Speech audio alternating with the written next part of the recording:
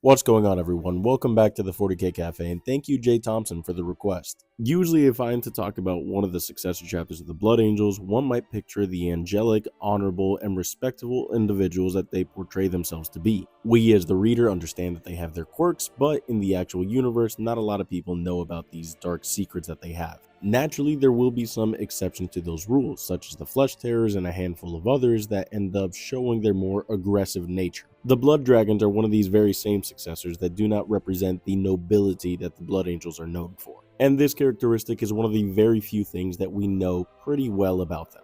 Overall, this is probably one of the most notable things about the Blood Dragons, for we don't know if they are a nomadic fleet, we don't know when they were founded, we don't know if they have a homeworld, and we don't even know who their chapter master is. And to be very specific, this isn't exactly redacted information, it's just information that GW hasn't provided for us. But they did a great job at letting us know that should a Blood Dragon ever visit your planet, don't expect a rescue operation. Their rules of engagement and operations can pretty much be summed up in the absolute elimination of your foes. Rescuing nobility, guardsmen, or citizens of the planet aren't even a tertiary objective. You see, they believe that by eliminating the foe of the Emperor, they eliminate all threats to the planet itself. And this belief even goes into the jurisdiction of should a civilian ever be caught within the fray of combat or with the enemy, then it will only be by the Emperor's will that the civilian survives, pretty much leaving everybody on the planet to fend for themselves until their duty is done. As a result, one can imagine that this doesn't exactly build up their reputation with many Imperial worlds, but they don't care.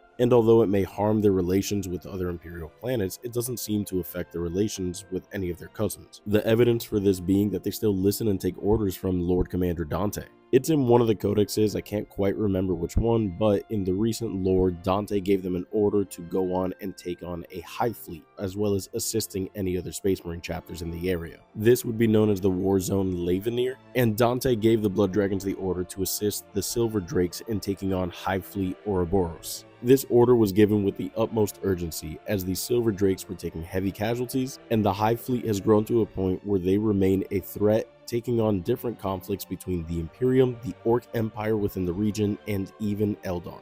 But getting back onto the topic, the Blood Dragons, for all that they may not care of the Imperial citizens, they still remain loyal sons of the Imperium. Saving the planet just may not be their primary objective, but the utter destruction of the enemy is. Truly taking the name Angels of Death to the most literal standpoint possible and bringing it to all the enemies of the Imperium.